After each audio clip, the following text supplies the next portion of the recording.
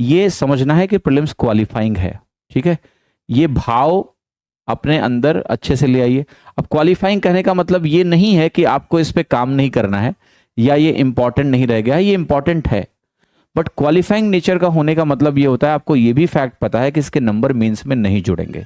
तो प्रीलिम्स में क्वालिफाई करने के लिए आपको क्या स्किल सेट चाहिए? अगर मैं मैथ्स की बात करूं सिर्फ, तो बेटा जितने भी वो कठिन सवालों के पीछे अभी आपको नहीं भागना है।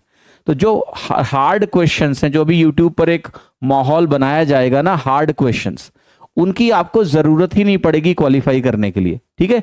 पेपर में 25 में से मैं आपको बता रहा हूं 1 या 2 सवाल ऐसे हो सकते हैं जो बहुत ज्यादा कैलकुलेटिव हो या बहुत ज्यादा टाइम टेकिंग हो, बट 22 से 23 प्रश्न जो है ना वो ऐसे होते हैं जो आप अगर पीवाईक्यूज आपने अच्छे से किए हैं और आपने मॉक टेस्ट वगैरह दिया है तो आप कर पाएंगे। वहां गेम स्पीड का होता है, वहां ये कठिन सवालों के पीछे भागने की आवश्यकता नहीं है कि 25 में 25 करने के चक्कर में प्रीलिम्स में अपना स्थान खो बैठे, क्योंकि आपने जीएस नहीं पढ़ा, आपने रीजनिंग नहीं पढ़ा, आपने बाकी विषय नहीं पढ़े। तो अभी कोई भी नए सवाल करने की आवश्यकता नहीं है। अगर आप मुझसे पूछोगे अभी क्या करें, अगर आपने किसी टीचर से पढ़ा है तो वहां से अगर कुछ नोट्स बनाए हैं तो वो रिवाइज कर लो, जैसे मैं ये रिवीजन सेशन करा रहा हूं रहमतौन, ये कर लो। और मोस्टली आप प्रीवियस ईयर क्वेश्चन करिए, ज्यादा से ज्यादा आप इस समय पीवाईक्यूज करिए, पीवाईक्यूज सॉल्व करने। कोई बच्चा आए कहे ये देखो एक नया सवाल फलाने सर ने दिया है, लगा लो एग्जाम में आ सकता है, कदम नहीं लगाने का, मेरा तब भी हो जाएगा। तो ये जो चीज है ना आपकी कि देखो मास्टर को तो बहुत आता है, वो तो आपको फंसाने के लिए कभी भी सवाल बना सकता है, ठीक है, लेकिन आपको उस जाल में अभी नहीं फंसना, उसका कोई फायदा नहीं है, अननेसेसरी टाइम वेस्ट है। एक सवाल वो समझने में और करने के चक्कर में आप अपना रिवीजन का टाइम खो दोगे। आप रिवीजन करो, कोई ऐसा सवाल नहीं एग्जाम में आने वाला है जो अभी तुम कोई नया सवाल नहीं लगाओगे तो हो नहीं पाएगा, ऐसा कुछ नहीं है, सब बेवकूफी, इसके चक्कर में ना पड़ो। अच्छा एक चीज और अपने रिवीजन पे फोकस करिए। बहुत सारी नई चीजें पढ़ने के चक्कर में जाओगे तो रिवाइज नहीं कर पाओगे। साल भर जो आप पढ़ते हो उसको समेटने का वक्त है, तो ये टाइम है ज्यादा से ज्यादा रिवीजन का, और आप खूब सारी प्रैक्टिस करते रहिए। गणित अगर एग्जाम में अच्छा करना है मैथ्स में तो प्रैक्टिस की रिक्वायरमेंट होती है, तो ज्यादा से ज्यादा प्रश्न आप सॉल्व करें। प्रश्न कौन से सॉल्व करें? अगेन टीचर की शीट अगर आपके पास है तो वो, और आपको पीवाईक्यू ज्यादा से ज्यादा सॉल्व करने हैं। अच्छा एक चीज, मॉक्स भी देते रहना है आपको, ठीक है, क्योंकि मॉक्स में जो टाइम प्रेशर होता है उससे आपको पता चलता है कि एग्जैक्टली मुझे कैसे करना है, क्या करना है। बाकी एडवांस मैथ में कुछ फॉर्मूले हैं, थ्योरम्स हैं, उनका ध्यान रखना है आपको। अरिथमेटिक में भी कुछ फॉर्मूले हैं, उनका ध्यान रखना है। एक चीज और सबसे जरूरी है कि आपको हमेशा ये शक होता होगा कि मेरी तैयारी अच्छी है या नहीं है, मैंने ये टॉपिक नहीं किया, मैंने वो टॉपिक नहीं किया। देखिए एग्जाम में जो नेचर ऑफ क्वेश्चन होता है किसी भी टॉपिक से, वो बहुत मुश्किल नहीं होता है। तो अगर आपको कोई टॉपिक पर्टिकुलर नहीं आता है, अब आपको पता है उस टॉपिक को भी पूरी अच्छी तरीके से करने में हर टॉपिक का टाइम लेता है। अब ज्योमेट्री पूरा 0 टू एडवांस लेवल तक करने अगर बैठ जाओगे अभी तो बहुत समय लगेगा, ये समय करना ही नहीं है। तो YouTube पे ऐसे ऐसे वीडियोस फाइंड आउट करो जहां पर कुछ वीडियोस में, जैसे मैं कोशिश करूंगा कि मैं ज्योमेट्री की एक क्लास करा के ज्योमेट्री का रिवीजन करा दूं रहमतौन से, ऐसी क्लासेस ढूंढ के आप कर लो। अगर आपका कोई टॉपिक कंप्लीट नहीं है तो ये नहीं घबराना है कि जब तक ये टॉपिक मैं 50 घंटे लगा के नहीं पढ़ूंगा तब तक एग्जाम में सवाल कैसे होगा, ऐसा नहीं है। एग्जाम में बहुत सारे सवाल आ जाते हैं, ज्योमेट्री से क्वेश्चन आया, एंगल बाइसेक्टर थ्योरम पे सवाल आ गया, ठीक है, रद्दी सा सवाल होता है, तुरंत हो जाएगा। तो बस जल्दी जल्दी कम समय में टॉपिक्स कंप्लीट कर लो। जो टॉपिक नहीं हुआ घबराना नहीं है। पेपर में 100% नॉलेज या 100% सिलेबस कंप्लीशन होना जरूरी नहीं है। आप 60-70% भी सिलेबस करके ठीक ठाक कर सकते हैं अगर आप घबराए नहीं हुए हैं तो। मैं ये नहीं कह रहा हूं आप 60% सिलेबस के साथ जाओ, लेकिन समय अगर नहीं है तो आप अपने उस 60-70% सिलेबस को 100% बनाने के लिए कुछ छोटे छोटे वीडियोस देख के उसको 100% कवरेज कर लो, ताकि फॉर्मूले पता चल जाए, सारी चीजें मालूम चल जाए और एग्जाम दो आप। तो और मिक्स प्रैक्टिस करते रहो, अभी मॉक टेस्ट देते रहो, मॉक टेस्ट से एग्जाम एनवायरनमेंट की प्रैक्टिस होती है। बहुत नई चीजों के पीछे बेटा नहीं भागना है, ये ध्यान रखना। कोई अनोखे सवाल इस समय कराता रहे, आप मत करना, उसका कोई फायदा नहीं है। आप एग्जाम के दिन इस चीज को रियलाइज करोगे कि मैं फालतू में उस नए सवाल के पीछे भाग रहा था, और जो कि क्वालिफाइंग नेचर का पेपर है। यहाँ अपने ऊपर दबाव मत डालिए, अपने ऊपर प्रेशर मत डालिए, अपने आप को अलाउ करिए कि आप अच्छे से पेपर दें, ठीक है। तो ये बात हो गई हमारी कि 30 दिन प्रीलिम्स में क्या करना है। यही चीज आप हर सेक्शन में अप्लाई कर सकते हो। मैथ्स स्ट्रेटजी बात हो रही है लास्ट 30 डेज में क्या होना चाहिए, मैंने इसके बारे में भी आपसे बात कर ली है। ठीक है, मोर और लेस। बट मैं एक चीज और ऐड करना चाहूंगा यहाँ पर जो आपको ध्यान रखना है, 3 बातें बेटा बहुत ध्यान रखना। एक, एग्जाम के टाइम पे स्लीप का विशेष ख्याल रखना है, नींद का। आप कहोगे कितने घंटे सोएं, 5 घंटे? बिल्कुल नहीं, आप कोशिश करो कि आप 8 घंटे सोइए, 8 आवर्स। आप कहोगे सर 8 घंटे कैसे सो सकते हैं? अभी तो लोग तो कहते हैं कि एग्जाम निकालने के लिए नींद त्याग करना बहुत जरूरी है। बेवकूफ लोग हैं, सिर्फ बेवकूफ लोग ऐसा बोलते हैं।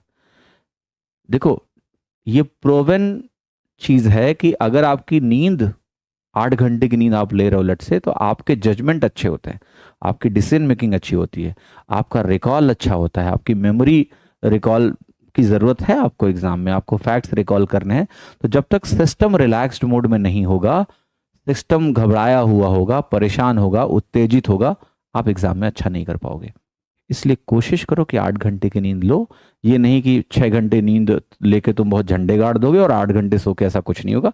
अगर आप फ्रेश रहोगे तो आप ज़्यादा प्रोडक्टिवली काम करोगे। ठीक है, तो लेट से आप 6 घंटे एक बार में सोते हो, दिन में भी घंटा भर तो सो ही लो।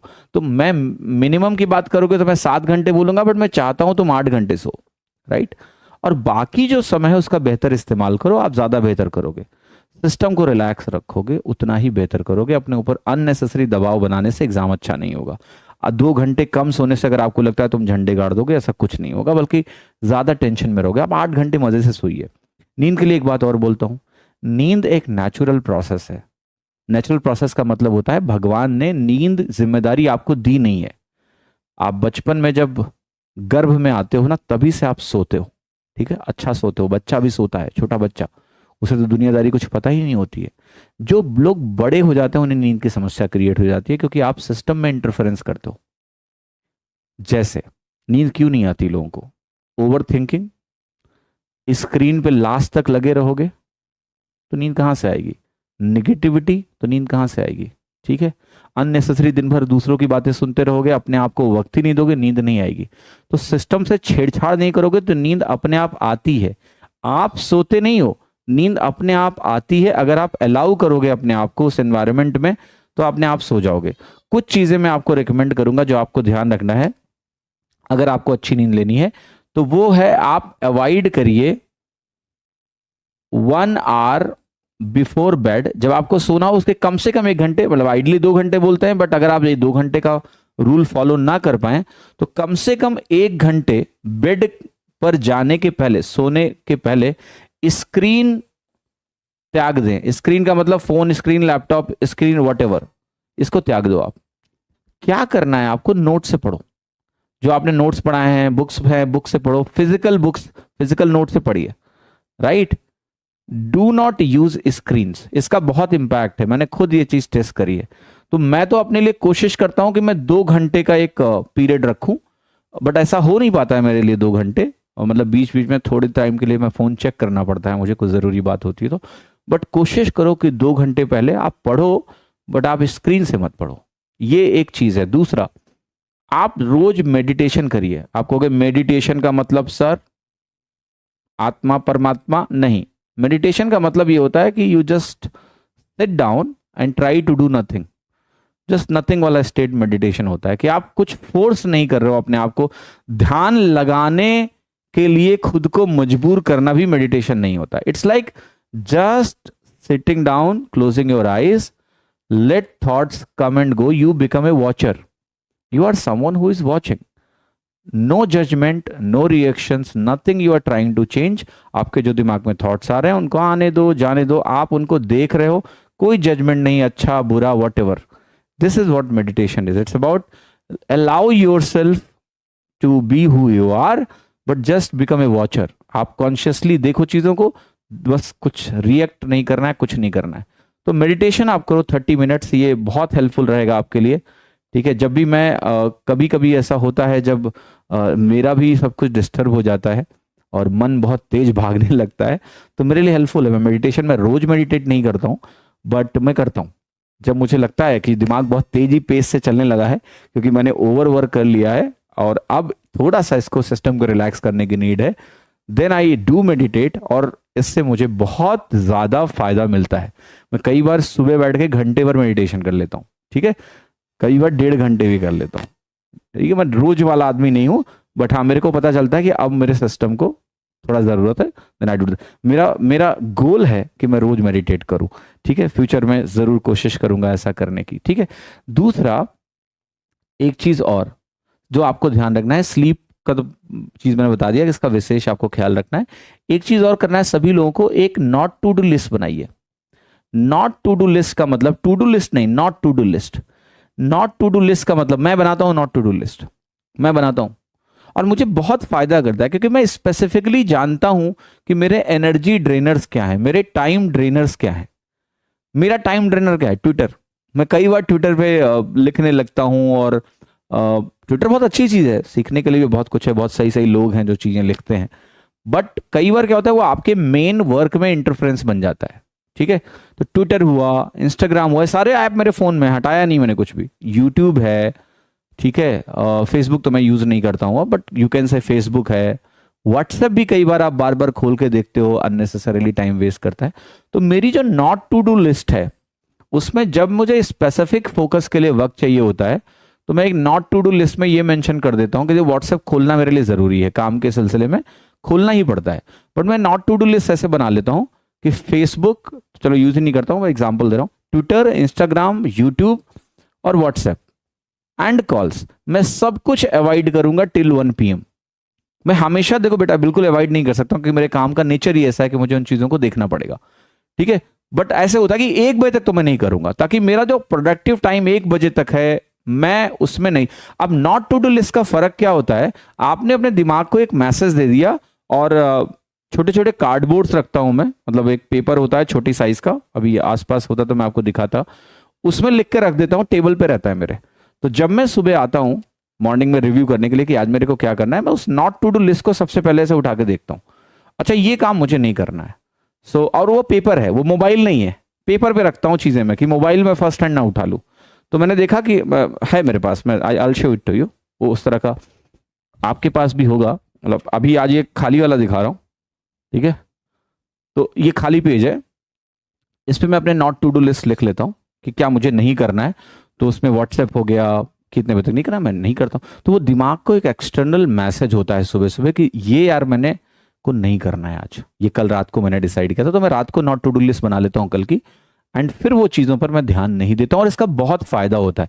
तो मेक श्योर आप इसको अच्छे से फॉलो करें, नॉट टू डू लिस्ट, और अच्छे से बेटा रिवाइज करिए। इस समय वक्त रिवीजन का है, और रिवीजन पे ही पूरा फोकस आपको करना है। नई चीजें बहुत ज्यादा ना पढ़ें, अगर कोई सिलेबस कवर नहीं है तो जैसा मैंने बोला छोटे छोटे वीडियो से उनको कवर करने की कोशिश करें, बाकी ज्यादा से ज्यादा समय आप रिवीजन पे देंगे। This is what I wanted to tell you, 2 things. अब हम जल्दी से मूव करेंगे और पढ़ना शुरू करें।